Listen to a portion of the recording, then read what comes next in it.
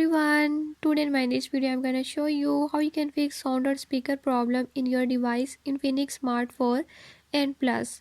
In this device Infinix Smart 4 and Plus, if you're having any issue like you want to play a song or video is playing but you don't save the audio or sound from it, I'll show you how you can fix it. Before I start, if you are new to my channel, don't forget to subscribe and press bell icon.